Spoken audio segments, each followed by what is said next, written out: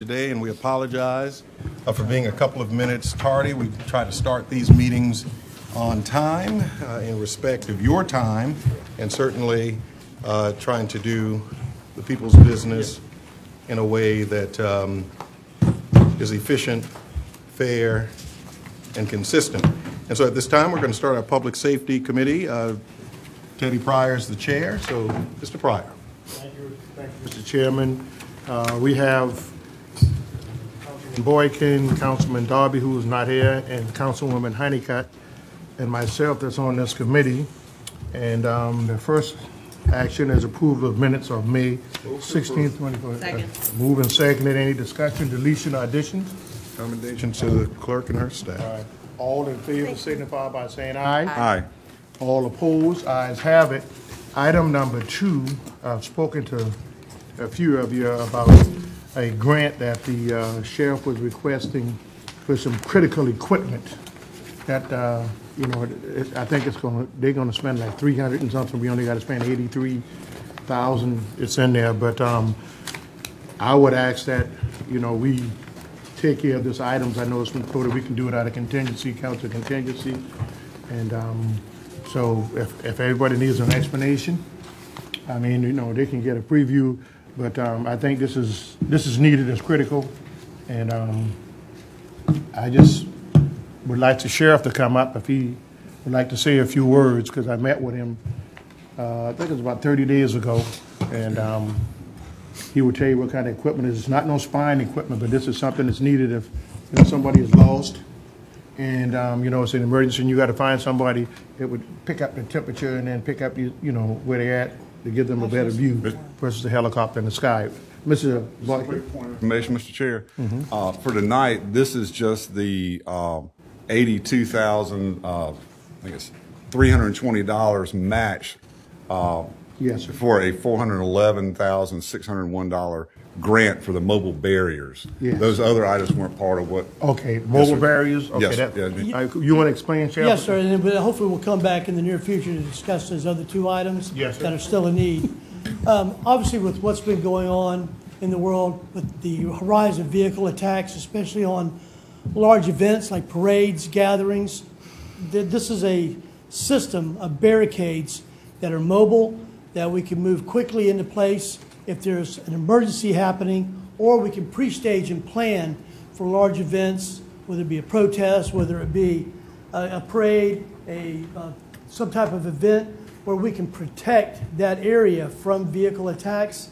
Okay. And this is also an opportunity for us, and we've spoken to our partners in the Tri-County area, where we could take these items and support these events too. The bridge run is really one that jumps out that we work with every single year. At Somerville, we spoke about during the Flower Town Festival, but this is an item that would protect our crowds from vehicle attacks. The grant itself, or the cost is $411,000, which we've applied for, or will apply for, once we have the approval for the match funding. The match was the $82,000, so that's what we're asking for, is the approval for the match, so we can proceed and actually submit the grant. Okay. Any questions for the sheriff, Mr. No, not for the. Oh, I'm just going to make a comment that this is roughly $1 spent for $4 gained in the grant, so it's fiscally responsible to do. Yes. Mr. Chair? Yes, sir. I would like to recommend, if we could, and I know others have comments, if we could move this discussion as a part of the Finance Committee 1A, because it may be contemplated in funds that are already being recommended. As long as we get it done, it doesn't matter. But even if it's a council contingency, the 9.6 is in council contingency anyway. So, I mean, let's just pass this now. And if we want to do some math, sure, we can do that down in the future. I'll make a motion that we approve the $82,320. I'll second that. From whichever funding source. Right. But right now, it's coming out of council contingency, and then we can we can figure the rest of the stuff out. But we need to get them on the way going. So there's been a motion and second. Mr. Grabowski, you want to say something? Yeah, I just wanted to thank you for the foresight, and this is a great idea. Yes, sir. Thank you. Ms. Honeycutt? I also just wanted to say thank you, Sheriff. Recently, you've been in the news, and I appreciate the incredible job you're doing working with our local partners. human trafficking, all of the different agencies that come together to do your job, and we appreciate you being on the front edge. Yes, ma'am, absolutely committed to protecting our county. Yes, and don't forget the Coastal Carolina Fair. You can use those batteries. Absolutely, absolutely. All right, all in favor of the motion, signify by saying aye. Aye. All opposed, ayes have it. You can start your Really grant writing. appreciate you. All right, Thank you. Mr. Pryor, you're on a roll. We're going to move on to the Planning and Public Works. We turn this over to you. All right, so here we go. Let me get my agendas. All right, come on in. All right, we have in the Planning and Public Works approval of the minutes. Everybody on council participate, so the approval of the minutes. Move to of the- approve. Is there a second? Second. Any deletion, additions? Accommodations to the clerk? All right, sir. Okay, all in favor of the motion, signify by saying aye. Aye. All opposed, ayes have it. Item number 2 is the Orange Grove Road request for zoning change. Chairman, Yes, I'm going to move to disapprove this item. Second. Second. so it's been moved and seconded, but I think the applicant is here and wanted to make a presentation. I think I told him I'd give him 5 minutes to 7, so I'm gonna let him do that. And if anybody else wants I think we've seen this before, but if we want staff to give us some overview, we can do that. But I'm gonna allow the applicants 5 minutes. But it's been moved and seconded, and it'll be open for discussion after the applicant speaks. Thank you, Mr. Chairman and members of council for considering this. We'll wait till it's up on the screen.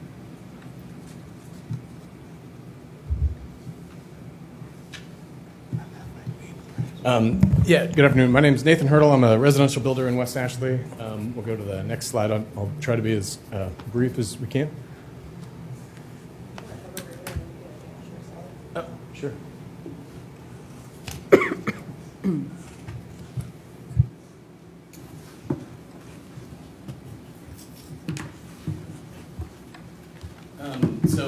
The bottom line on this, missing middle housing, it looks like is a priority to provide more affordable housing in the Charleston area, and just it's prohibited right now by zoning, not just in West Ashley. So I guess the 3 reasons why I'd like to request this rezoning for this property: local housing affordability crisis, trying to provide ownership opportunity housing, and then I think this location is ideal for missing middle, this medium density housing. The affordability crisis in all of West Ashley, not just 29407, but both detached houses are now about $650,000. The median income for 29407 is about $80,600, so we're about double the rate of what would be affordable mortgages. It's rapidly increasing. Attached style housing is the only way to bring the cost down when land is $1 to $2 million per acre. For instance, about 10 years ago, lots in Ashleyville, Maryville were roughly $40,000 that the city was able to build on. Now, a block away from that, homes that were burned out that need to be completely demolished is $200,000. So when the cost of permission to build 1 unit of housing is $200,000, it's just impossible to provide a finished product house that is at the $300,000 or $400,000 range if the fixed land development cost is $200,000 plus per unit. So the missing middle housing is the opportunity to decrease, to defray that land cost over more units and allow more people to buy it. This is just a wild stat. In 2007, 18 years ago, the median home buyer was born in 1968. Most recent data available last year, and this is nationwide, not just Charleston, that the median home buyer was born in 1968. So we're pulling up the ladder from young households to be able to buy homes. It's a crisis. So trying to provide ownership opportunity housing, it's inherently more affordable. It's still high quality family housing. There's no upstairs neighbors. Each family owns their house. They get to decide to do with it. There's no rent increases. I mean, they own it, all the things that come with home ownership. It still meets the needs of families. It's owner occupied. The owners of this are incentivized to invest in the neighborhoods. And I think there's a need for this style of housing. It used to be allowed. It's in every neighborhood in West Ashley outside of potentially the Crescent Walker Heights. West Ashley was built before zoning was applied over it. So even this specific location is next door to hundreds of apartments. It's near dozens of attached style housing units. But those were all before zoning. Now the zoning doesn't allow any of that to be built in West Ashley. This is a study a week ago of every single listing in zip code 29407. There are 0 opportunities to build missing middle housing, except on lots that already have multifamily and townhome units. So there's no opportunities. We're not trying to rezone this for other reasons. It's just there are 0 opportunities to build townhomes. In the past 18 years, the city has allowed 5 townhomes or row houses, not 5 complexes, but in 29407, there's 37,000 people. It's the 2nd largest zip code in the city of Charleston. There's 18,000 housing units in 29407, not 5 complexes, but 1, 2, 3, 4, 5 townhome units by a search of the MLS. We're not allowing housing to be built, and the housing that is being built is $700,000 or $800,000, way beyond what's affordable for median income families. So to build row houses, which used to be allowed by zoning, or before zoning, it's not allowed anymore. It would require rezoning to have missing middle housing. These are my personal past attempts. I've brought 8 different projects to city staff. I've had meetings with city council members. I've tried this on multiple, and so everything would need to be rezoned. I said, okay, can we rezone any of these? These are next door to attached style housing. These are on busy roads. 87 Folly Road Boulevard is what we own. It's next door to a triplex, 120,000 vehicles per day on Folly Road Boulevard, right 50 yards away from the bike trail where we're spending $100 million. This would have been closer to the medical district downtown, the east side of the peninsula, and we're trying to say, could we have like med school students live on this lot that's not suitable family housing? And the city said, no, absolutely not. We'll only allow detached single-family housing where the fixed costs are so high that it would prohibit median income households from doing it. So I've had a personal interest in this. I've tried multiple times. I'm trying to help, I think, meet the region goals. If we keep single-family detached only housing, we say only what's already built can be built. Limited supply leads to rapid price acceleration. You're pushing development to the periphery of the city, to outside the urban growth boundary, increasing the traffic through the choke points, or we allow units like the 250 unit mega complexes on highways where it's rental only that will always be owned by development companies instead of owner occupants. This is May 19th, state senator from this district kind of endorsing the missing middle housing and infill housing. Just happened, I had nothing to do with this. This is a Post and Courier article. That 1528 Orange Grove Road is about 150 feet or 150. It was within the 300-foot range of the notice that was put out. So this is right, we're trying to do the same thing that's allowed, that's kind of endorsed. This is right by us. That's legal non-conforming. So that was built before zoning. That wouldn't be allowed now. So that's why we're requesting rezoning. I think this is an ideal location. It's next to and surrounded by existing medium density development. It's on a state road, high ground. Let's go through these quick. So we're the orange star there. All the yellow is either where it's legal non-conforming existing or it would be allowed by zoning, so it's not out of keeping with the neighborhood. This is Mulmar Street going up it, so we're next door to a 161 unit apartment complex. There are 15 single-family detached houses on the west side of Mulmar, so there's 176 units on Mulmar. If we added 5, that would be 3% of the housing units that have existed on this for 60 plus years. We're on. It would be more oriented towards Orange Grove Road than Mulmar anyway. Here's the most recent traffic data. So if there's 11,800 vehicle trips per day on Orange Grove, we're looking at with 5 daily trips, so each of 5 additional units, less than 1/4% of the traffic on the street. Some of the highest ground in the city. Even when the downtown peninsula is completely underwater, this would be ankles dry. And then again, we're within 3/4 of a mile, easy walking distance to a lot of amenities, the schools, parks, libraries, shopping.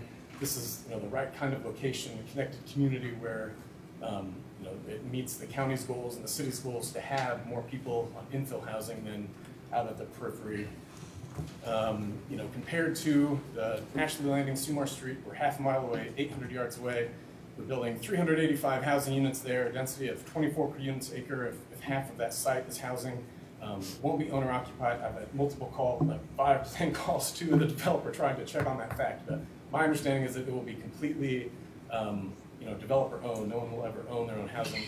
The city is subsidizing that to a tune of $117,000 per housing unit. Obviously, we're not asking for single subsidy tax incentives grant. You know, it's totally private, owner-occupied housing, less density. Yeah, we've worked with an architect. This is just one conceptual layout of what we could have on the lot. These are not drive under. These would be two-story houses that kind of fit in the scale and development pattern scope of what's already in the neighborhood, already in a lot of West Ashley. So thank you for the brief presentation, but I'd love to answer any questions. Gentlemen, before he sits down, so are you going to be living in the house next to this? You're going to build your house and be living in that house? Yeah, I mean, our concept on the left side is that we would split off a 40-foot wide lot. We would build a single-family detached house. I live in a house right now that's in the center of the lot, so we would split off a 40-foot wide lot. We would live in that house on that left side, tear down, and then after we moved into that new house, tear down the existing. This is one concept. I don't want to have to be locked into this exact thing, but yes, that would be the plan. Thank you. Chair. Okay, Mr. Sass? Yes, sir, Mr. Chairman, thank you. These would be owned, these would not be rented?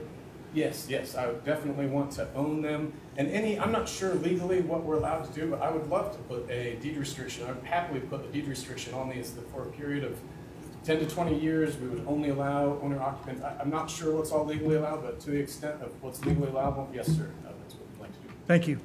Okay, anybody else? Ms. Honeycutt?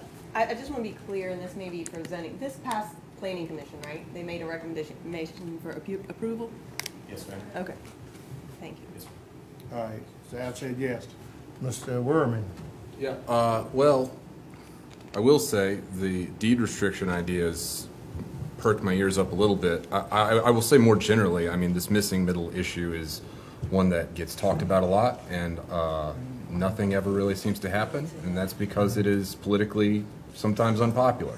But, you know, at some point, if you want the market to start being a part of the solution, I think you got to let it. So I'm inclined to allow this, particularly if someone's willing to put their money where their mouth is and explore a deed restriction, which I think we could probably do in between now and a county council actual meeting. So, you know, if our folks can get with you, sir, and you'd be amenable to that, I'd be very interested in how that discussion would go.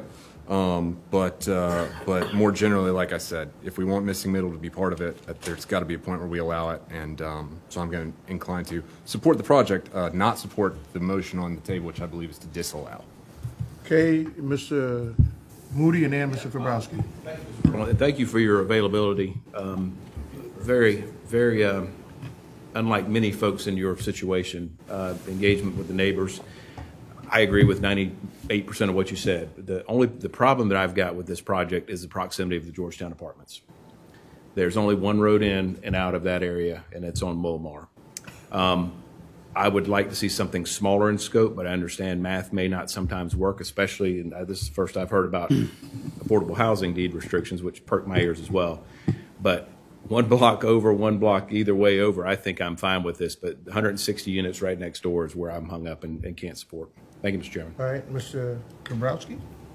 Thank you. Like a very impressive presentation, as good as I've ever seen. But I want to say, for somebody who grew up in a town where there were nothing but row houses and twin houses, the difference was the city laid those out in advance with alleys behind them and trees in front and schools.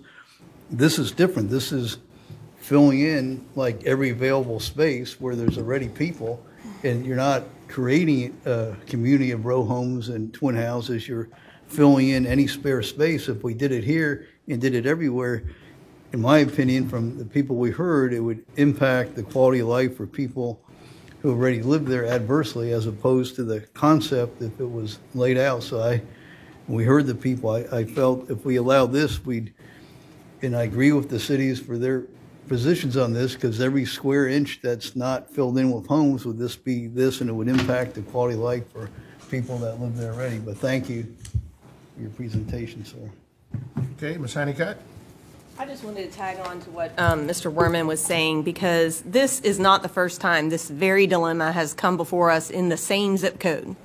And we talk a lot about how we're going to solve this problem. We have programs to help incentivize solving this very problem. And then a dozen folks in the neighborhood show up and we say no again. And I get that it's going to affect traffic, and that's going to be on you to resolve as the developer of this parcel and to make sure that it doesn't impact it. But if we are going to make a dent in this problem, we have to be willing to have the political will to say yes when it's appropriate, and I can't think of a more appropriate location based on what you've outlined. So appreciate your time tonight, and I will not be voting for the motion on the floor. Okay. All right, Mr. Boykin. Point, you're spot on. You know, I represent a lot of the rural areas, and, you know, it's something I value and cherish as well as the people that live there and call it home. You know, this is exactly how we take the pressure off of those areas to be able to maintain and preserve and conserve them with infill in the areas that are serviced by mass transit, sewer, and all the things that make that work. So I won't be supporting the motion. Okay. All right, there's a motion on the floor. All in favor of Mr. Moody's motion of denial, signify by saying aye. Aye. Raise your hand so the clerk can see. That's 4. 4. Yeah, Pryor, Middleton, Moody, and Grabowski. All right, all against the motion, signify by saying aye. Hey.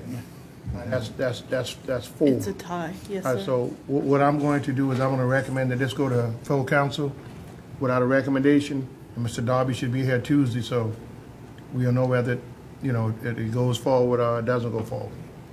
Okay, so I'm going to recommend, Ms. Salisbury, that this goes to council, full council. What normally happens when we have a tie? Typically, it's up to the chairman. He can forward it to the council with no recommendation. Right. So, yeah, we'll see you on Tuesday. Mr. Chairman, may I ask one question? Yes, sir. Are there any clarifications I could make or additional information that I can provide that would help anyone? Meet with Mr. Rant, and then she can decipher your concerns that other council members. I think that'd be the quickest way to do it. And then if you're talking about a deed restriction, you need to talk to the attorney or somebody in her office who she designates. Mr. Chair, I would only be, I would only entertain a deed restriction of at least 99 years or whatever those typical deed restrictions that almost ensure perpetuity of the affordability. 15 years, 20 years, or whatever doesn't sound like a deed restriction to me. Now, that would be something he can come up with, and so you've heard it. So you can talk to the attorneys, and if it is allowable, then you'd have to come up with a number that folks can live with. Okay? Thank you so much. That concludes our Planning and Public Works Committee. Thank you, Mr. Chairman. Thank you so much, Mr. Pryor. You know, a very efficient way that you run your meetings, and with class and style and finesse. So thank you so much. We're now moved to our Finance Committee meeting. Move for approval, item 1. Much. Probably moved and seconded. All those in favor, let it be known by saying aye. Aye. Opposers, nay. The ayes have it. We will now have a presentation, transportation sales tax update by Mr. Oziak.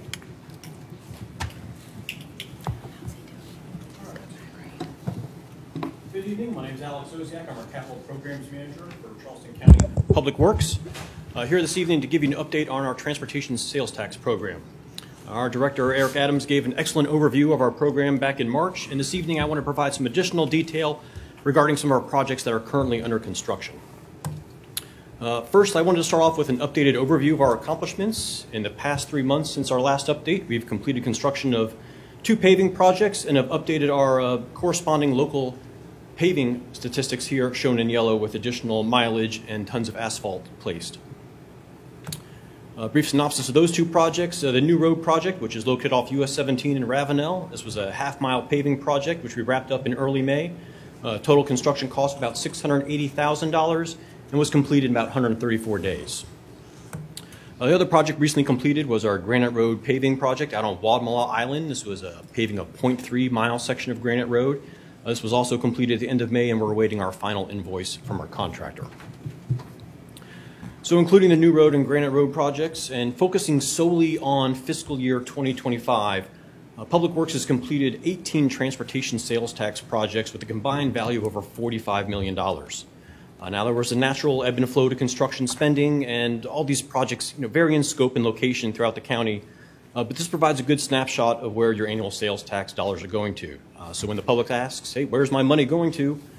We're spending an average of $3.7 million a month just on construction projects and completing approximately 1.5 of those projects every month in the last fiscal year. In addition to our FY25 completed projects, we currently have 10 projects that are under various phases of construction. I'm going to have a couple of slides to talk about those projects, and they're listed in alphabetical order. The first is our Dairies and McBride Road project. These are 2 rural road projects in Allendale and McClellanville. We originally started with clearing operations, and completion is for these projects anticipated at the end of October. Our FY24 Rejuvenator program is currently underway with a target to treat almost 200 roadways with over 685,000 square yards of pavement treatment to help extend the life of our asphalt pavements.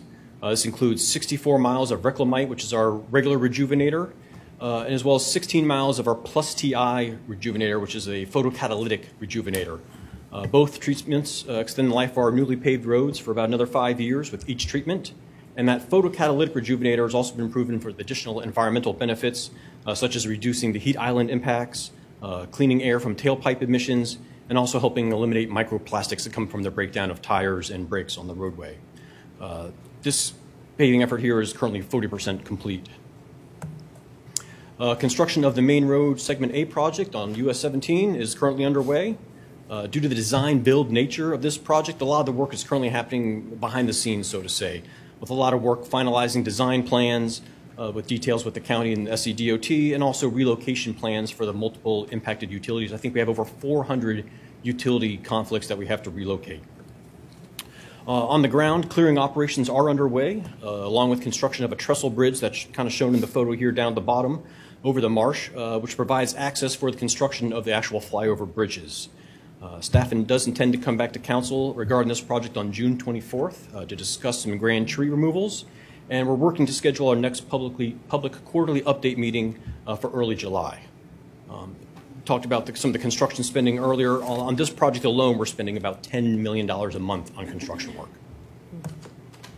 Our Toronto and Deerwood intersection project up in North Charleston is looking to realign this offset intersection where we've had a couple angled crashes here. Our contractor is currently working on the storm sewer improvements before the road shift takes place. Projected construction cost is about $500,000 and is expected to be completed in January of 26. Work on our Palmetto Commerce Interchange project to provide a new connection from I-26 to Weber Boulevard is steadily progressing, with work currently more than 80% complete and construction anticipated completing ahead of our February 26 deadline. We're actually looking at towards the fall probably of 25 for completion.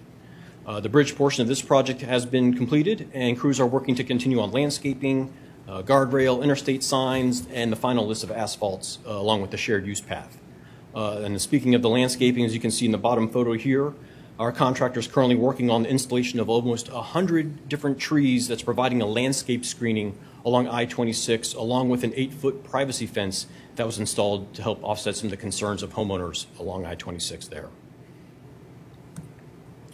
Work on our pavement data collection effort is scheduled to be completed by the end of June. These vans shown at the top here collect pavement data such as cracks, potholes, rutting, and other data. We input all of this into our pavement management system to help us determine where and when these road resurfacing efforts should occur based on objective and verifiable data. This data is collected every 4 years to update our system, and this is actually our 4th iteration of pavement data collection. Currently, our pavement management system includes approximately 1,900 centerline miles, or over 4,000 network miles. Work is almost complete on our Phillips Community Drainage Project in Mount Pleasant, which consists of installation of new stormwater infrastructure, clearing and regrading drainage canals, the reestablishing of erosion control measures, and a maintenance shelf for future maintenance access and efforts. This project is anticipated completed within next week, and so far we've received lots of good feedback from the community on this effort.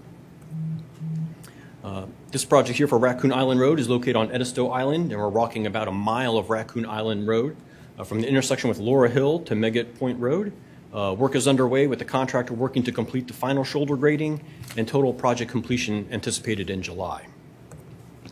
Our Snowden Community Sidewalk project in Mount Pleasant is anticipated completed by mid-June. This project will have constructed over 1,000 linear feet of new sidewalk, starting from the intersection with Egypt Road and Alston Street to the intersection of Maggie Road and Snowden Road. And then last but not least is our Woodland Shores and Maybank Highway Complete Streets project, which is under construction. This project installs almost a mile of sidewalk along Woodland Shores. from Maybank to Highway down to Riverland Drive, along with associated drainage improvements, along with the mid-block crossing on Maybank Highway near the poorhouse. Utility relocations are currently underway, including the relocation of a Dominion gas line and work on about 60 different residential water line relocations. In fact, we're looking to potentially schedule a gas shutdown next week to facilitate that gas line relocation. And currently, this project is on schedule and anticipated to be completed in April of 26. So in addition to the projects we currently have under construction, we have several others that are either getting ready to award or have currently advertised or soon to be advertised. The bid opportunity for our SCDOT crosswalk enhancement projects closed on May 21st with only a single bid received. However, we are finalizing that bid analysis and intend to recommend award for those projects, which includes several different crosswalk improvements here in West Ashley, North Charleston, and the peninsula as well. Bids for 3 additional projects, which is our East Bay Sidewalk, Fort Johnson and Secessionville, and Fort Johnson and Camp, are expected in late June. And another 4 projects have been delivered to our procurement section with advertisement expected in the next 30 to 45 days. In the next couple of slides, we'll provide some details on some of these larger projects that are getting ready to be advertised. Starting with the Fort Johnson and Secessionville intersection improvements. This is going to be the 3rd time we've actually bid this project out on James Island. The first time we received no bids, and the second time the sole bid exceeded our estimate by about 30%. This time we are combining this project with the roundabout improvements at Fort Johnson and Camp Road. We're anticipating that combined work will lead to some efficiencies and more reasonable bid prices. So speaking of the Fort Johnson and Camp Road roundabout project, as mentioned, it's been combined with Fort Johnson and Secessionville. Both are advertised with bids due June 20th, and total construction value for both of these projects combined is over $10 million. Similar to our Fort Johnson and Secessionville intersection project, our Folly Road Bike and Ped project was also previously advertised twice with either 0 bidders or a single sole bid, which far exceeded our cost estimates. So we've been working with the SCDOT to make some modifications to the asphalt binder that's going to be used in the pavement mixture, as well as extending allowable work hours. Anticipation we'll get more favorable bids this time around come end of June. And then also a much needed intersection improvement here on Calhoun Street between the James Island Connector and Gadsden Street. This is going to widen Calhoun Street to provide dedicated left turn lanes onto Courtney Drive into the Roper Hospital, as well as Jonathan Lucas Street. This project is also anticipated to be advertised by the end of June, with construction likely to start in 3rd quarter 25 and will take about 1 year to complete. And then we're also looking to award our FY25 Rejuvenator program, similar to the one we're getting ready to wrap up for FY24. This is going to be targeted to apply almost 1.8 million square yards of Rejuvenator asphalt treatment to almost 400 existing roads. Mainly we're looking to retreat roads that were paved and resurfaced back in 2016 and 2022. So in addition to the projects we've got currently under construction, Public Works has set a goal for this year to advertise 38 TST projects by the end of 2025. So far we have advertised and awarded 7 projects with 1 award pending. And then with 30 projects left to meet our goal in the next 6 months, the 3rd and 4th quarter, we're still going to be busy with projects hitting the street for bids. Now, I know this was supposed to be a transportation sales tax update, but I also want to provide a brief update on the county's CTC program, our County Transportation Committee program, which utilizes state gas tax funds to execute approved projects. And here's a brief snapshot of our CTC program accomplishments over the past 30 years. We've resurfaced or preserved over 900 miles of paved roads throughout the county, installed over 125,000 linear feet of sidewalk, which is about 24 miles, provided improvements to over 50 intersections, and improved more than 20 miles of earthen roadways. Annual funding for the CTC program is usually about $10 million per year. In some past years, in 23 and 25, we did get some additional funding due to a one-time, non-recurring statewide allotment provided by the legislature. But typically, we allocate about 60 to 65% of that $10 million funding towards pavement management activities.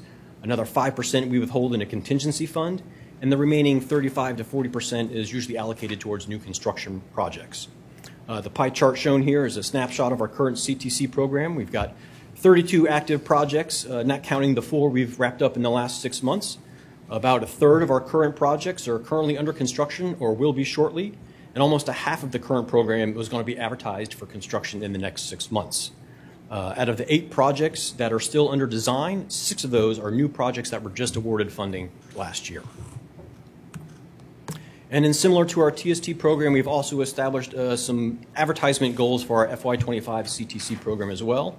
We've set a goal of 16 CTC projects, and so far we've advertised 5 with another 11 scheduled by the end of the year. And now before I take any questions, I just want to summarize that by the end of fiscal year 25, we'll have completed at least 20 TST projects. We currently have 16 TST and CTC projects under construction, and besides the main road project, all of those will be completed within the next year. In addition to those 16 projects that are getting ready to go, we've got more than 40 across the TST and CTC programs scheduled to be advertised for construction in the next 6 months. I think we've touched on some of the challenges we face with our construction programs, such as limited number of bidders and increasing pricing. However, I will say in the last couple of months, we've been seeing some progress with bids coming in more in line with our engineer estimates. Now, however, in addition to the projects I just discussed as complete or under construction or soon to be advertised, we have another 80 so projects that are currently in various phases of design across both our TST and CTC program, with a total value of over $825 million. And so while staff is working hard to get all these projects completed, it's certainly not with its own set of challenges.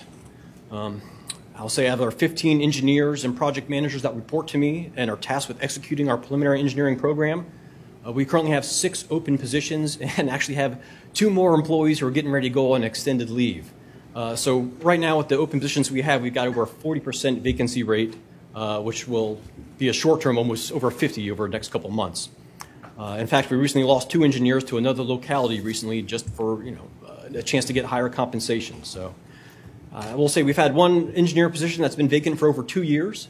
While we've certainly interviewed many candidates and offered several candidates a position, I will say we are struggling to stay competitive in the current job market and attract talent. So if anyone's looking to come and help us execute our program, we're looking for engineers and project managers. Please apply. And with that, I'll be happy to answer any questions you have. All right. Thank you so much, Mr. Oziak, for your presentation. Council members, are there any questions? Thank you for a great thorough presentation. And my question would be, do we not try to offer these folks competitive sales? A lot of times, and I feel you, they go from one government to another for 50 cents more an hour, $1 more. And if it's going to take that to retain these people instead of retraining new people, we save in the long run. So, maybe that's a conversation we need to have with the administrator to see about how do we, do a stopgap measure from having these people exit out. Because if money is the problem, we need to try to somehow fix that problem, because when you lose experience, you lose a lot. Yeah. So I thank you for letting us know about that. Thank you. All right, Mr. Moody. Thank you, Mr. Chairman. Excellent presentation. Thank you for those details. Can I get with you guys maybe after? I want to get an update on Old Town and see where that is. Certainly. My question to you, and a little bit out of our purview, I saw Azalea and Cosgrove Crosswalk is to be awarded. Is SCDOT or anybody doing anything about that whole area? That intersection is an absolute nightmare. It's so dangerous. People coming off 26, flying over 3 lanes to turn left to come over here. Then the brain surgeons up there do a lane diet, and so now you got people taking the left turn into 1 lane onto Azalea. It's a mess, and I'm not saying we don't need to do that, but it just seems like if we're going to fix up that intersection for an intersection that's impassable and dangerous, it's just a little concerning to me. This just commentary more than anything, but I'd be interested to know if SCDOT is going to do anything with that whole interchange from the bridge to Azalea. I can certainly follow up and find out. Mr. Kowalski. I want to thank you for the excellent presentation, and also second what Mr. Moody said. I thought he summed it up brilliantly. It's like the Wild West. When you come off there, you feel like you're taking your life in your hand each time, and you pray that you get over there and not get hit. And despite whatever you can do, you never quite know if you're going to make it. And second, we're on East Bay Street out of the sidewalks. If you mentioned it, forgive me, I was trying to follow it and I didn't see that. Yeah, I can't recall the exact side street location, but I can certainly get that information and pass it along to you. Thank you very much. No, I was at one point signaling that there were comments down on the other side of the dais, and I was also mouthing secretly that I thought we were the ones who did are we the brain surgeons in that? No, it was done It was done through in DOT? darkness, under the cover of darkness it was done. I sat right where Mr. Pryor's sitting laughing about it, well, crying about it. All right, Mr. Boykin? Thank you so much. Thank you. Yeah. At this time, item 3, the consent agenda, 3A, phased Move for engineering. approval, 3A. both items, second. 3A And B. and B. Properly moved and seconded. All those in favor, let it be known by saying aye. Aye. Opposers, nay. The ayes have it. 3C, abandoned building site certification for Obelisk Real Estate Partners. There's a Move to adopt. I'll second that for discussion. properly moved and seconded. Mr. Pryor. Is this the old Limehouse produce or whatever used to be on? Yeah. But this is off of Main Road, right? Yes, sir. Yeah. The Maury tomato plant. Yeah, I seen packing it. plant. So my concern is, I was watching local news, I think it was Tuesday or Wednesday, you know, I normally don't watch local news anyway, but there was a lady from the community that was on there, and she was complaining about, you know, this thing has been vacant for a while, and the traffic is still back up bumper to bumper, and if you put this out, it's gonna make it even worse. And so I'm wondering, has a traffic study been done before we go through all this? Because I don't want these people to can't get out in and out of their driveways, number one. And why would we dump more traffic with another development like that on Main Road? Yes, Mr. Boykin. Mr. Pryor, this isn't going to make any changes to traffic on Main Road. It is bumper to bumper now. It's not going to get any better anytime soon. And we got construction going on with Segment A. This won't have any impact at all. It's going to be a potential site for storage, warehousing type things, maybe some sales to contractors or something along those lines. It's been a brownfield ever since the tomatoes quit coming off of Johns Island. It's been a blighted area. This is a redevelopment of an industrial zone property. The people that be going in there will be people who would be driving off island to get what they need. So the services or goods they're going to offer are going to be things that people have to go off island to get anyway. So it may have a positive net effect depending on what goes there and how it all turns out. But right now it's just a blighted area, and we've already done a FELU for it already. So this is just following up on allowing them to proceed and move forward in redevelopment of the property. So what are they asking for? Aren't they asking for, some type of special, if the place has been closed for so long, and then you can apply for an additional tax credit? Where would that come from? Mr. Johnson can answer that. Yeah, where would that? Yeah, because and I'm concerned about the traffic. That lady was, I watched her, and and she said she's been out there, and while we say it may not hurt the traffic, but it's certainly something new that's going to attract more traffic, whether it's local or whether it's people coming onto the island. I would tell you that the traffic almost can't get any worse. I mean, it's backed up. It's got nowhere else to go. It's not even going to be noticeable compared to what we have out there right now. All right, Mr. Johnson, maybe you can answer my question. What are they asking for? So, yes, sir. So, Mr. Pryor, they're asking for the county to certify that this is an abandoned building, so that they can go get corporate income tax credits from the South Carolina Department of Revenue. Okay, so in other words, this is going to happen regardless whether I would say if we say no, they're still going to, I guess, develop this property? Yes, sir. And so to Mr. Boykin's, as he stated earlier, they're following the same plan that you all passed the fee in lieu, the incentives for several years ago, and there was a traffic study done, and there will be a turn lane that will be put in based on what they've got back from the South Carolina Department of Transportation. So who's going to pay for the turn? They are? They're paying for a portion of it. Well, if they're asking us for help and they get money from the state, they should pay all of it, if you ask me, because these developers come in and, we do a lot. How much, well, I guess you wouldn't know how much it's going to cost to put a turn lane there. Has that been estimated? Yes, sir. I think it's somewhere in the range of somewhere between $350,000 and $400,000. maybe that could be a sticking point for me.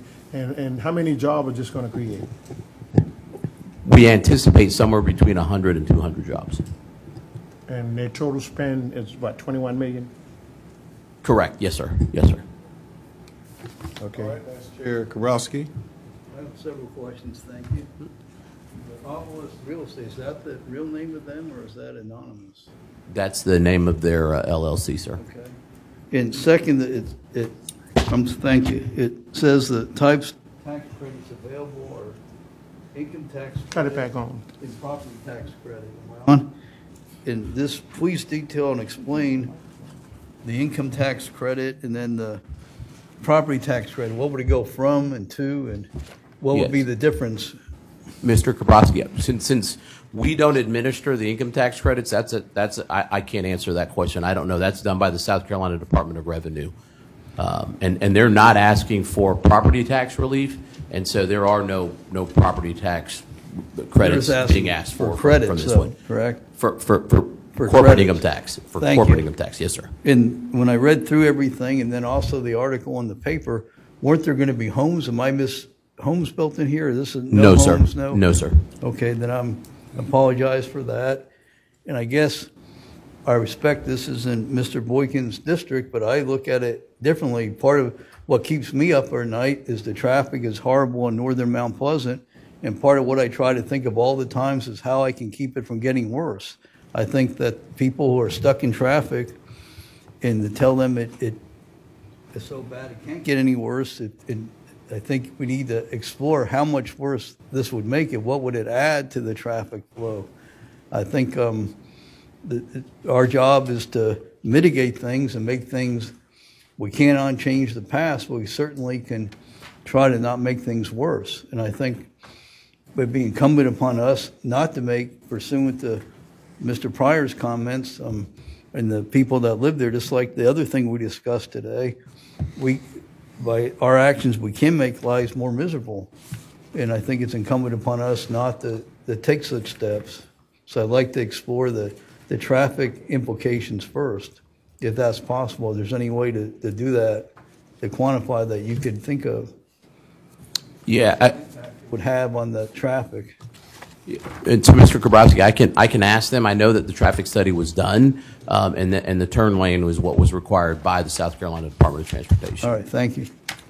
Anyone else? Mr. Chair? Yes, sir. Mr. Kabrowski, this property's been zoned industrial as far back as I can remember. It had train tracks going through it, which is how the piggybacks would be loaded on there to haul all the tomatoes off of Johns Island. It used to be agricultural a long time ago. It is sat blighted, unused, abandoned for some time. All they're doing is asking us to give them the designation so that they could seek some additional assistance in developing the property. This is going to probably help take traffic off the Main and 17 intersection and other points of ingress and egress, because all the building that's going on requires vendors for all these different types of products that are used into it.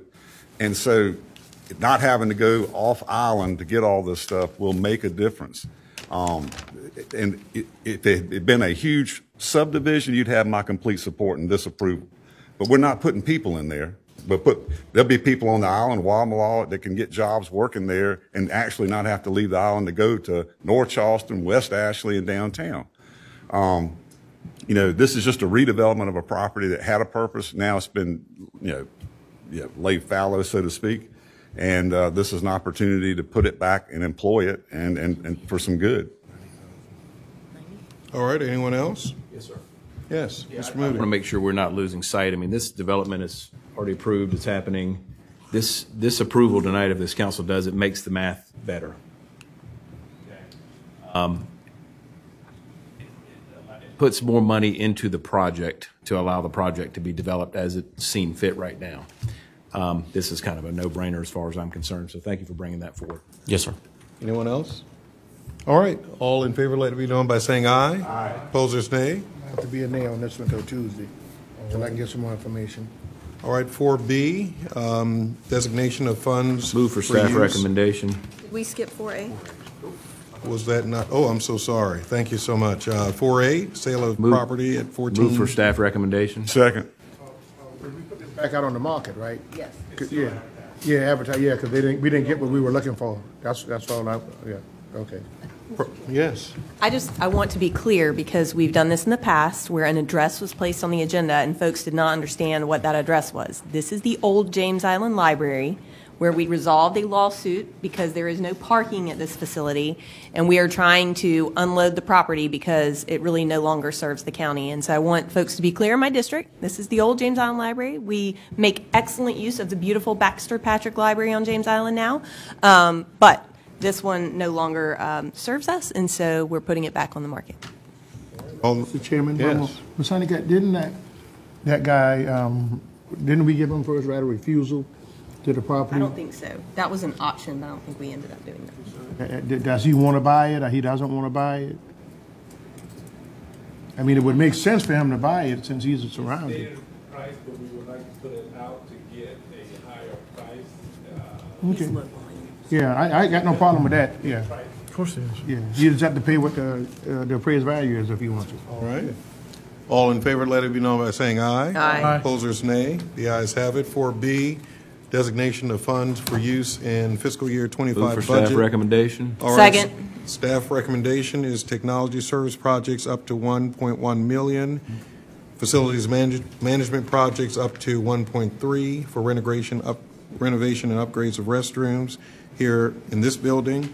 County Council projects up to $9.46 million of council contingency, and then 4 radio communication projects, $275 to reallocate the equipment on the Ladson Road Tower to the Somerville area. All in favor, let it be known by saying aye. Aye. Opposers, nay. The ayes have it. Item 5A, I provided all of you just with a table, if you would take that out for discussion, just to help guide us as we move through this conversation. The staff proposed the following to us just last month. Housing initiative request, $1,419,105.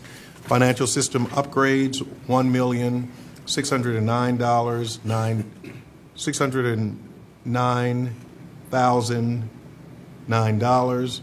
Public Works drainage projects, $2,250,000. Additional reserves for disaster preparedness, $3 million. And to the Visitors Bureau, $1,182,588. Now, I did, just for discussion purposes, take a stab at some things based on our council strategic plan. Again, offering, for discussion, the housing initiatives in accord with what staff recommended. And then we did receive a presentation from the City of Charleston on the homeless housing initiative. If we kicked in as a government agency $1.5 million. We heard the presentation from the sheriff, or the ask in our public safety meeting, $83,000, and that's embedded in this formula. Additional reserves for disaster preparedness. We did hear a national report that FEMA is going to continue at the same funding level right now, and so recommending $1.5 million, giving the Visitors Bureau $1,182,588, and then the balance of that potentially for discussion could go into remain in contingency for council members to use for projects in their districts. Could be drainage projects, could be sidewalk improvement, bike ped projects, whatever. That would be $3,776,009, in which each council district would receive $419,557. This is just a jumping off point for conversation. Let's go. Ms. Honeycutt. Well, first of all, thank you for putting this together. I appreciate it. But I think that the directive we gave staff to come back with their recommendations is really important. And so what they deem important and valuable, insofar as where to put this money is important to me. And so, for instance, eliminating the financial system upgrades that desperately need attention is simply not within what I can conceive of how we use this money. I also have a major concern with potentially putting $3.7 million, over a third, into a council slush fund. We do not carry that much in contingency. There's a reason, and I think that that money is properly allocated within the staff recommendations. However, I do see room in here in this to achieve some of both objectives. I understand your explanation on FEMA's current position, but I think we need to be prudent about saving for that in case it becomes an issue. So if we want to reduce it to $2 million instead of 1.5, I could see that. I also, we have a balance to cover the sheriff's office matching grant, so I just don't see that needing to come out of this pot of money. So for that, I'm really, my recommendation is what county staff has proposed, with maybe some amount going to the city of Charleston, but no council member, just pot of money. Thank you. Thank you. I think that's an excellent start. Yeah, I agree with everything that you said. This is just conversation. Mr. Chair. Mr. Boykin. Okay, thank you, sir. A couple of things. Following up with Ms. Honeycutt's quotes or comments, you know, the General Assembly just ended this. This year, they got rid of earmarks, and that's exactly what this is. And I'm not arguing one way or the other, but they saw fit that after all this time that it was not something they needed to do anymore, and they took action, which was pretty much historic for them to, for members not to bring money back home to their districts that way. So, you know, slush fund's one word. I just think, you know, we tasked our staff to come back with great recommendations. One of the glaring things I've got a huge problem with, and it's one of the things I've been fighting since I've got on council, is our public works drainage projects. Mm-hmm. We have woefully, I mean, almost neglectfully funded our public works on drainage projects. And we have hundreds of miles of canals and ditches that we're required to maintain. Mm-hmm. And we have significant needs of projects that need to be done, but they've never had the capital funds to do them.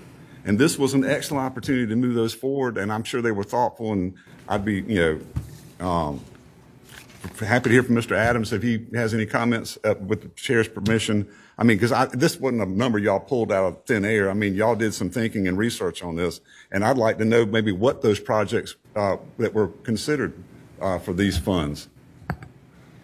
We don't need to hear that right now. You can get those to Mr. Boykin. Mr. Moody? Thank you, Mr. Chairman, and I appreciate you putting this together and having this discussion. This is good. So, a couple things. When I think back to housing, I mean, we've got now ATAX funding annually out of housing. COVID money, nobody can touch this county on what we've done for housing the last 4 years. Nobody can touch it. So another 1.5 to me. I've gone as far as I'm prepared to go without all the other municipalities coming in, weighing in on housing. So the 1.5 to Charleston is kind of a non-starter for me. I think North Charleston, Mount Pleasant will be rightful, and they're asked to be right behind them if we get this for Charleston. I think the sheriff's office, we need to find some money to put that in. I agree with Mr. Boykin. Public Works is what we do. It's a critical function of Charleston County government. So those are my comments. I think I would probably tend to lean towards the staff recommendations, maybe trying to figure out how to weave this $83,000 from the sheriff's in there. And I would agree. I don't want if we voted to put this 419 in the hands of council members, I would tell Mr. Tootin to take it and give it to, the drainage. It didn't work out well for North Charleston. Mm-hmm. So I don't want my hands or decision making anywhere near $419,000. So, but I appreciate the creativity. Appreciate you setting up discussion points. Thank you. Yeah, Mr. Wehrman. Yeah, well, I share some of those thoughts and disagree with others. I guess I just want to make sure that I understand this. I understand what the city's homelessness project is, but housing initiatives that's repair. That's like critical repair programs, probably. Okay, so it's not really decided, but it's following the goals that you all established for us. Yeah, and I think And I think we reestablished those priorities, that critical home repair would be one of those priorities. The other ones that were reestablished, I think were more regulatory, if I'm remembering correctly. Okay. Well, we had a spirited discussion about this prior to the meeting. I understand the need to sort of play defense and offense on the issue of housing. I, understand there's a lot of money coming in for housing, but I will also say that, particularly with the council member district projects, I mean, it stings me a little bit that our most successful and most scalable program, which is the trust fund, isn't getting anything out of this. I've always worried a little bit about stretching ourselves too thin on housing. So, I would certainly prioritize that equally with critical home repair and equally with the housing partnership with the city. I think it's important to put as much as we can to that now. I would certainly prioritize it well over 3.7 million to, sort of that money's necessarily going to get split up. I really do feel like we have an opportunity to make some scalable investments here, and I think like splitting it up amongst 9, and then I'll tell you, I think there's going to be political pressure to split it up, across your district. I think that's going to create scalability issues in addition to the concerns that my colleagues said over there. So, those are my initial thoughts on it, and I'll leave it at that. Mr. Pryor. Quick question. Stormwater fee. What are we doing with our stormwater fee? Isn't that supposed to be to help with drainage and all that too? So how much money do we have in stormwater? How much do we collect, and what are we doing with that money? Yes, sir, Mr. Pryor. The majority of the stormwater fee goes to the regulatory program. So that's the administration of the permitting and staff and so forth. There's a residual of about $300,000 or so per year that's available for capital improvement type projects. So how much are we putting in, how much do we collect, and we only spending $300,000 on drainage? So what does the total take? Can you give me an answer, Mr. Guile? About $3 million.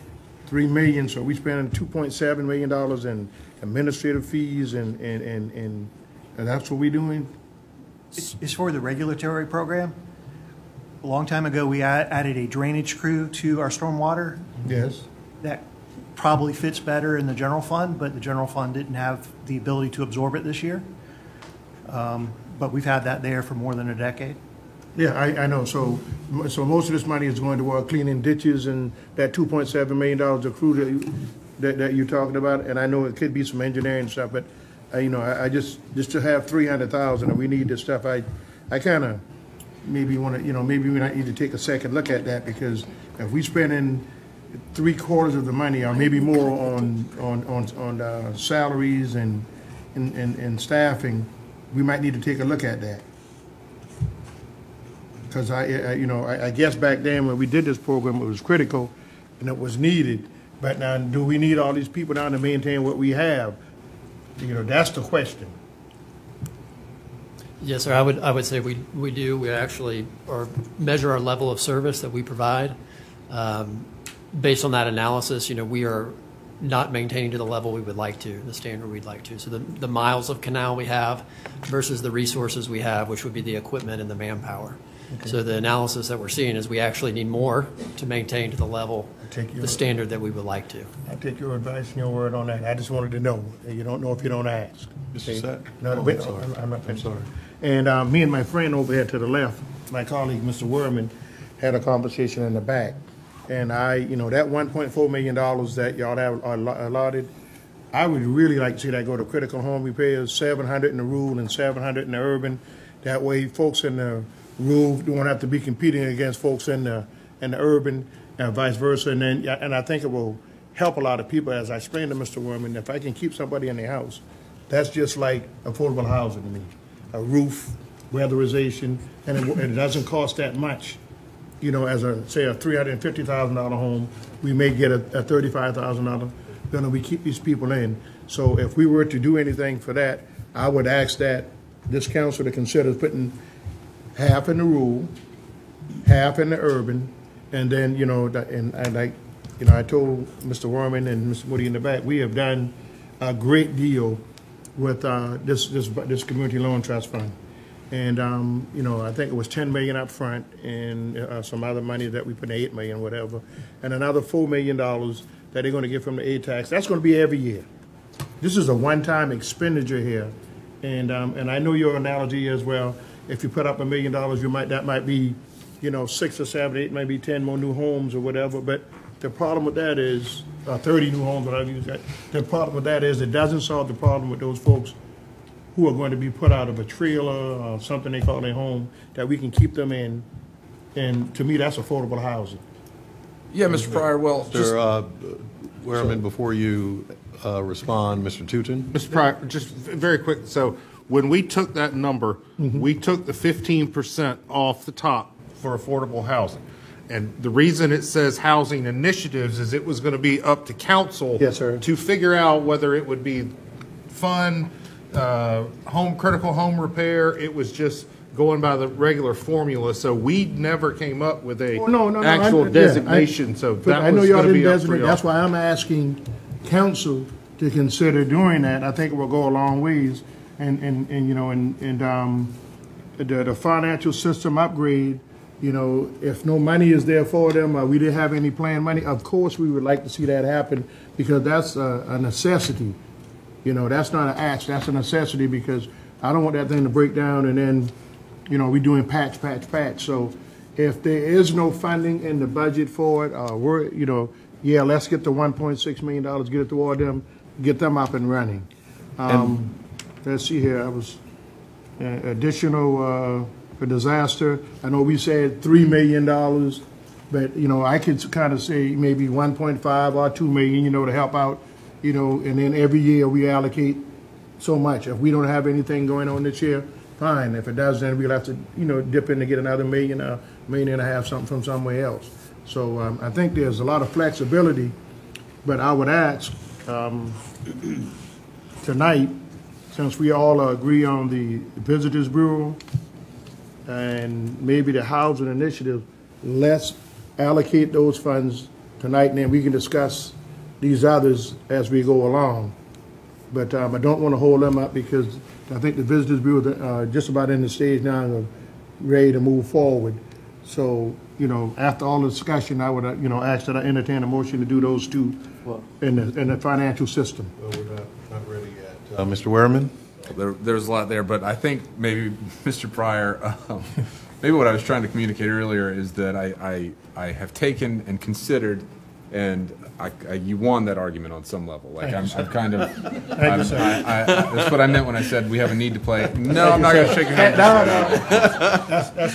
I said we need to have offense and defense on this end, and sometimes we don't get it, on other ends. Yeah. So I was saying, so that was the offense and defense reference, and I view this as sort of the defense. This is saying this is a way that we're not losing ground. Right. The offense is obviously creating new units.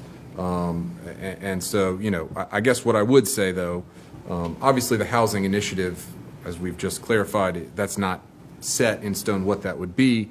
I think what I was suggesting is I'd be more interested in taking, something from this council member district project allocation, or maybe even the homelessness housing project, which, does depend on multiple other jurisdictions jumping in, which I don't know what the status of that is. Maybe they've already done it, but if they haven't, that's maybe more where we could find some money for the trust fund. But again, I will say my point on the trust fund, you are correct, is that it is a way of taking one-time money and turning it into long-term money. Yes, sir. And so I think that's a significant feature. But nevertheless, I coming from a smart guy like I said, I recognize that makes me feel that good. we can't lose any ground if we're ever going to gain any ground. And so I think I just needed to. Tonight, Ron. No, you don't need to sleep. I sometimes need to calm down before I can reason myself. Mr. Sass, thank you so much. Mr. Sass? I'm still thinking. Yes, sir. And again, this is just a discussion. We're not necessarily making decisions tonight. We're just discussing this to see where our temperatures are, and certainly we have time, and so there's no rush. Vice Chair Kowalski. I'd like to thank the staff on the reserve for disaster preparedness. I think that was prudent, and I think that's something that we'll appreciate after the fact. And as clear as we're here, at some point we're going to need that. There will be another hurricane that's devastating, that we hope it never happens, but it's prudent to do what we can, especially with the budget cuts nationally. I wouldn't want to cut any of that. I think that's good. And again, with the Visitors Bureau, tell me again, if this money wasn't available, what would have been the plan for the Visitors Bureau? And why is this money, because that's pretty specific, and forgive me if I lost what that was for, or why it was like $1,182,588. I think it was a percentage, Mr. Pryor. They would have gotten that anyway if the money was collected. Tell me about what we're doing with the Visitors Bureau again. But the Visitors Bureau, out of the Airbnb rentals, that's what they normally would have gotten, or maybe more, because we got this money based on the lawsuit. And if the lawsuit wasn't there and the folks had done what was right, they would have already had this money. What would happen if we don't give that money, put that towards drainage or disaster preparedness? Would it impact? It would impact them because right now they're in the efforts of moving into another facility that was given to them by the city of Charleston, but they don't have the funding to upgrade it. And this will put them in a permanent place versus moving, from place to place. And that's why I think it's critical because, tourism, that's one of our biggest incomes. And as I said, this would have been allocated to them if things was done right anyway. So that's why I support doing this, and that's why, some of these things we need to get right on. We don't, Mr. Chairman, if you let me, we need to, the critical things that we need to fund right now, I think we need to get it because, I think back to the financial system, the longer we wait, the more it's going to cost. I think it's the price they gave us now, and that's probably a price that was given to them, but 6 months from now, 2 months from now, things could change. I just wanted to explain that, Mr. Brown. In my scheme of things, the disaster preparedness and the drainage will be more important than promoting tourism or whatever. I don't think we're losing in that capacity right now. We're at probably over capacity in that department. All right, Ms. Honeycutt. But that would be. I don't know how Mr. Pryor feels about this, but after looking at the numbers, it looks like we could do everything in the staff recommendation less $500,000 for disaster preparedness that we put toward a one-time startup with the city on their housing program of $500,000, of course, contingent on all the other participation they're looking for. If that doesn't come about, that comes back to us to reallocate. But otherwise, all of these numbers still work. So I'd be willing to do a motion like that. So can you list and read those just so we can know? Yes, sir. So the housing initiatives would remain at $1.4 million. I'll read it out fully. Yes. $1,419,105. The financial system upgrade would remain $1,609,009. The public works drainage projects would remain at $2,250,000. Additional reserves for disaster preparedness would be $2.5 million, adding, based on that $500,000, to the Charleston homeless program, a one-time startup investment that the mayor had asked for, assuming, again, contingent upon all of the other participants they're expecting and making sure that gets off the ground. And then the Visitors Bureau contribution for $1,182,588. Yeah. I thought you said you could do 2.5 for so disaster. Right, yeah. Well, I did, but then the math worked out. So we. Either, that helped Mr. Williams put 500 in. And Motion, Mrs. Honeycutt? Yes, sir. I'll second Probably that. moved and seconded. All right, that sounds, more discussion, Mr. Boykin. Ms. Honeycutt, would you be willing to amend that to Mr. Pryor's recommendation on the money for the housing initiatives to be the $700,000 split for emergency home repairs for rural and urban? Yeah. I would prefer not to make that designation right. right now. I think we That's can do right. that in the future, and based on the recommendations, but I don't have a problem with it being that. Right. Yeah, that's critical. That's that's keeping people in their homes. All right. Anybody else? Mr. Sass. Mr. Chairman, I like what Ms. Honeycutt has come up with. I think that I agree that critical home repair is very important. We need to keep people in their homes. That's something we've all been very strong on for a long time. Yes. I do like we've got to do these financial system upgrades and the public works drainage. Those are critical, and the Visitors Bureau, we need to get that done. They need a home. They need a home. So I'm happy with Ms. Honeycutt's plan. And I also just want to make clear the $83,000 for the Sheriff's Office matching grant that we've already voted on tonight, there is enough in current council contingency to cover that, correct? Thank Thank you. Right. Thank you. So again, all of this was good discussion, and we landed somewhere. And so sometimes you have to start with something, you know, so we're not all over the place. All in favor, let it be known by saying aye. Aye. Opposers, nay. Thank you so much. This is a very good day. Now let's move to the last item on the. Let's move to the last item, Greenbelt Project forward spending. Just wanted to say, Mr. Adams, and I know this is putting you on the spot, but I remember from a conversation at some point we had, well, maybe Mr. Thigpen and Mr. Tootin, maybe you can jump in. At some point, this is about transportation sales tax projects, right? I just wanted to kind of have a broad conversation. At some point, you went to pay as you go, right? Yes, sir. That was a phrase that we kind of used to differentiate the strategy from the very first sales tax and the second sales tax. However, in the second, there was always anticipated borrowing. It was just more strategically timed borrowing. More strategically timed borrowing. Correct, sir. So we would try to spend more money and hold off on the borrowing until we absolutely needed it. So we weren't having funds on hand that we're paying interest on that weren't actually being applied to construction. Right. All right, so just wanted to kind of hear that, because it seems like in other areas of county government, we are mindful, you know, of forward spending or anticipatory spending or going over, you know, a limit.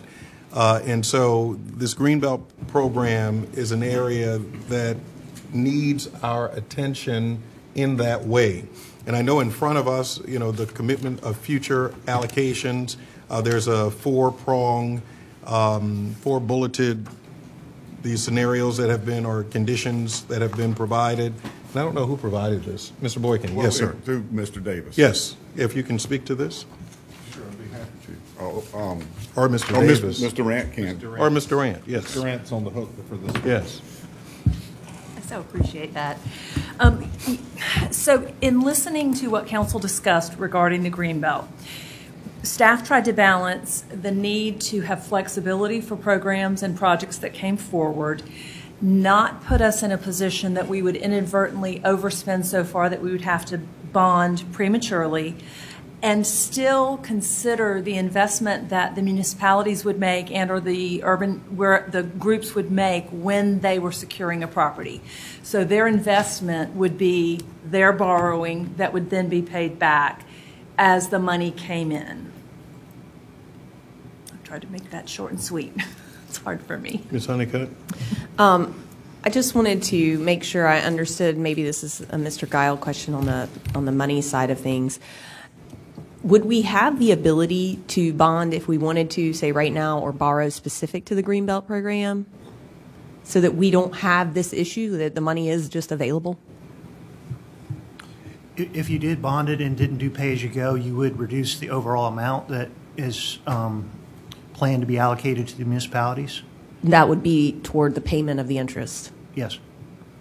Would you mind getting that figure for us, just so we can have some concept of what bonding, we would borrow the rest of what we anticipate collecting less the interest it would cost? I want to compare the finances on that, because I want to refer to Mr. Ray's letter from the Low Country Land Trust.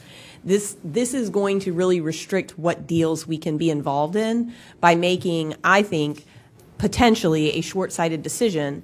When we had the initial sales tax program and we bonded in advance, we never had this problem because the cash was always readily available.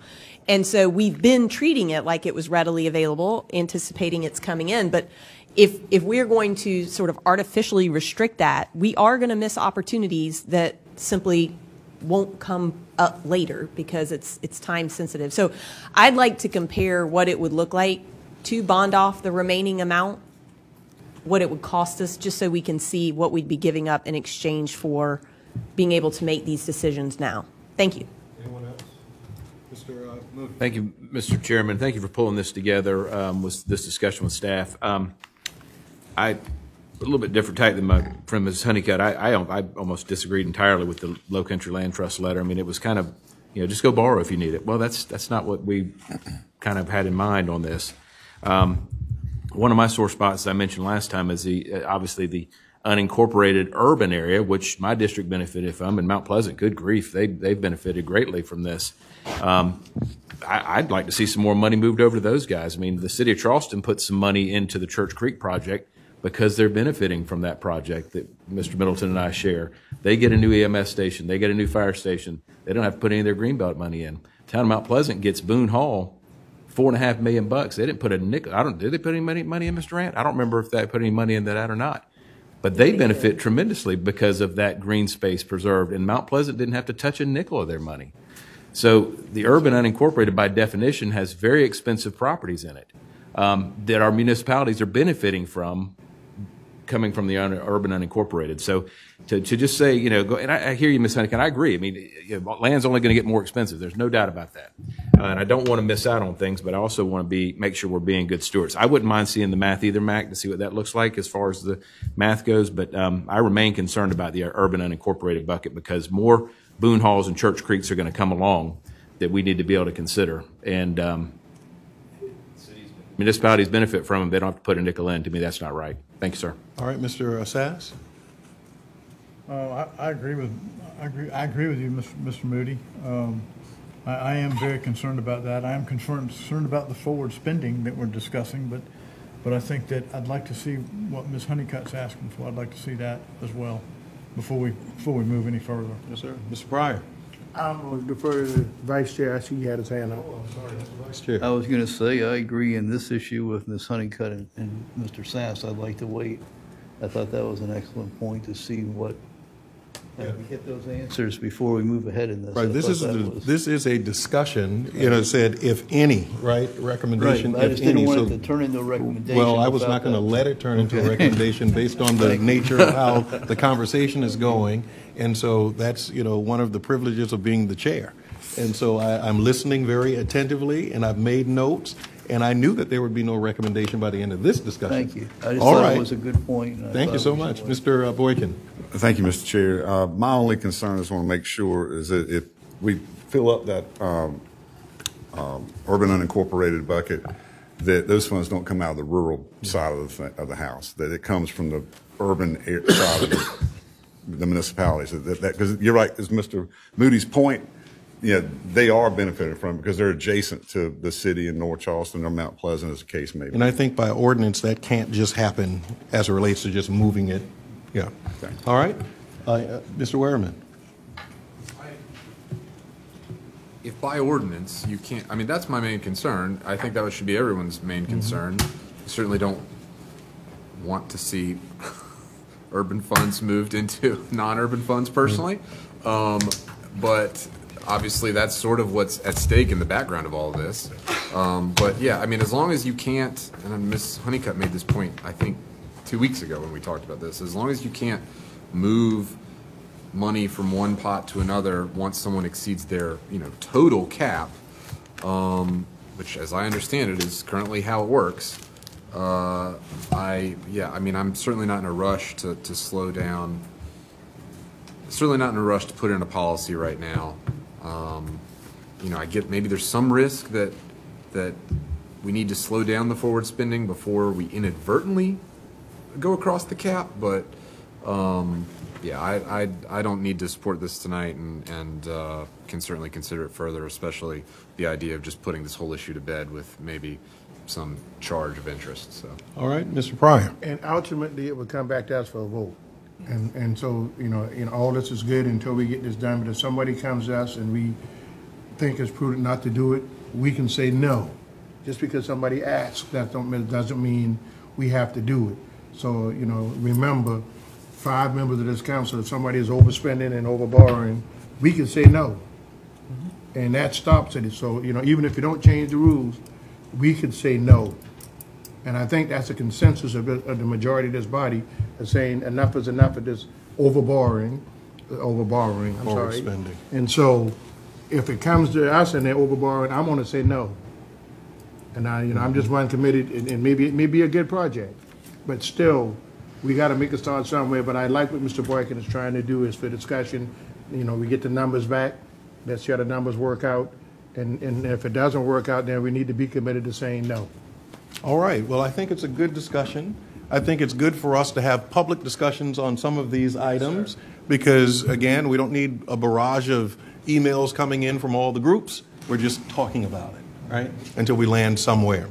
Wanted to at least announce to you that on Thursday, June 12th, those of you who are available, from 10 to 12, we'll be having right here a Procurement 101 for elected officials. Are all of the elected officials signed up? Yes, sir. So the chair has taken the liberty of inviting elected officials to Procurement 101 because, again, sometimes we need a refresher. There are some new elected officials, and then sometimes there are individuals who kind of go off the rails, and so this helps us make certain that everybody is at a place where we have received training, knowledge, so that as they are supervising or superintending the work of their individual elected departments or areas, they can make certain that these safeguards with uniformity are carried out everywhere and that they are fiscally being the stewards of the taxpayers' money in their area and recognizing all of the procurement particulars so that they can be, doing the things the right way as we move forward. So that's one of those areas of transparency that we wish to make certain that's uniform across the board. And if we can fiscally follow the same policies and practices, I believe that we will transform all of county government in the sense that our audit reports will look cleaner. All of the findings will become more attuned to the practices, and we will certainly thank our procurement department and staff who will help us at least lift this issue up. We are moving into the 10-year anniversary of the Emanuel tragedy, and again, please, if you would, keep those survivors and families in your thoughts and prayers during this time. And then lastly, again, these are not agenda items, these are just thoughts, that I wish to kind of put out there. I saw that Richland County, especially on the 10-year, I'm thinking based on what happened in the tragedy, having lost a loved one in that tragedy or several in that tragedy myself, I saw that Richland County passed the first hate crime ordinance in South Carolina as a county government or government within our state. So I just wanted to put that out there because I'm going to be exploring, some legal, support on that. And council members, I'll be coming to you all once we see what that could look like potentially and have some conversations around it to see if we can get some support. If not, certainly we've seen how that has gone in the state, but certainly locally it would not hurt us to be leaders in that area as well. I know we didn't have council comments, and I made comments, so I'm going to extend comments to others since I made comments. Can we get a copy of that, what you're talking about, they just passed? Ms. Ham, can you send a copy of that to us so we can be studying it while the chairman is going to be getting with other folks? All right. Mr. Moody, anything? I'll wait till Mr. Boykin, anything? Vice Chair, we'll come back to you. Mr. Wehrman, Mr. Pryor. I just want to, whatever Ms. Honeycutt made in that motion with that 9 point, let's send a copy of that to council so we'll know before Tuesday. I'll clean it up. Oh, you got it? Yeah. Okay. Have the clerk, send it to us. Absolutely. Yes. Okay. Mr. Sass? Good, thank you. Ms. Honeycutt? Okay. All right, Madam Attorney, Mr. Tootin, Madam Clerk, I know you don't normally say anything. Mr. Vice Chair, I'm sorry. Nothing. And I know we don't normally have comments, but because I was verbose, didn't I?